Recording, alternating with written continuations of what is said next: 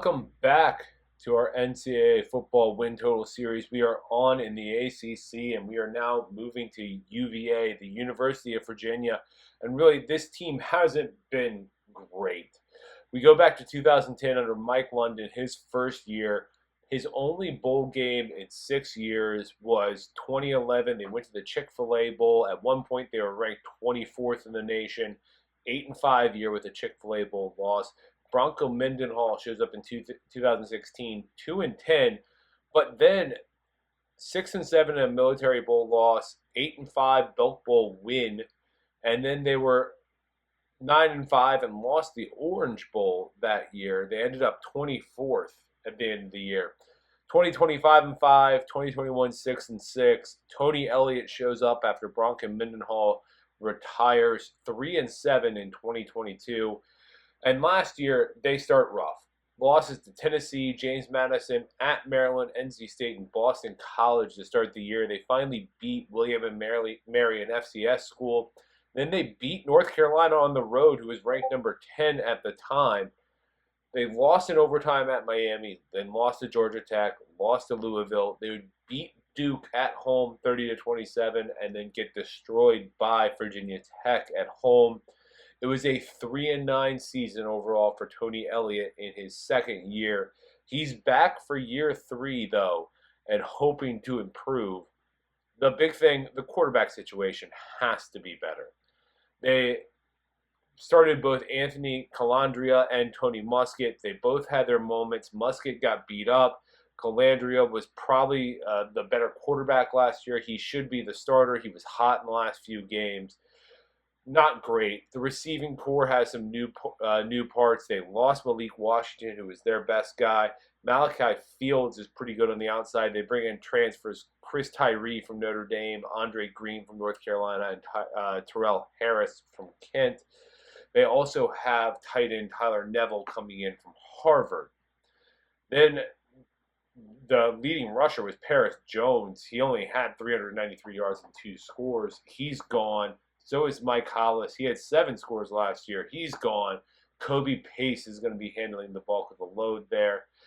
Offensive line is okay. It's not great. They've got some starters back, but nothing special there.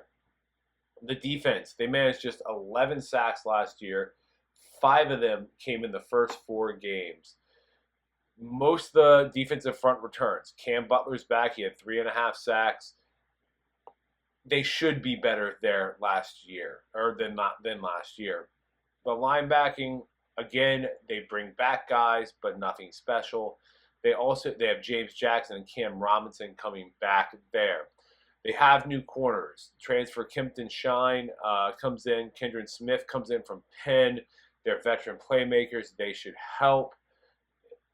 Problem is they can't cover forever, and the pass rush just has to be there. Overall, it's all about pass rush for UVA. The pass protection was awful last year. They've got to be better. 43 sacks last year. They also had no rush last year on passing downs. They have to be better there if they're going to be a better team. We look at the schedule, and it's kind of a rough schedule. It opens up August 31st. They host Richmond. They should get a win there.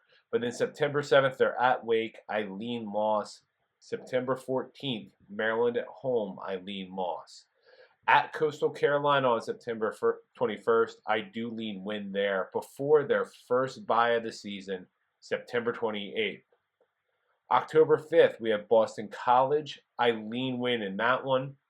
October 12th, we get Louisville. I lean loss there.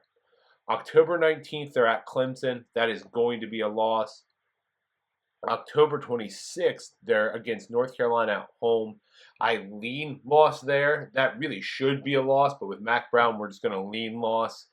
November 2nd, we have another bye. November 9th, we're at Pitt. That should be a loss. November 16th, Notre Dame. That's going to be a loss. November 23rd, SMU at home. That's most likely a loss. And then they play in the Commonwealth Cup on November 30th at Virginia Tech. I lean loss there. I really only see 3 wins for this UVA team. I see Richmond, Coastal Carolina, Boston College to get them an ACC win. This is going to be a tough year for UVA. So we're going to take the under 4.5. It's sitting at -110 right now on FanDuel, and that's going to be our pick. If you like this content, make sure to hit the like button, hit subscribe, share it with your friends, and we'll see you next time.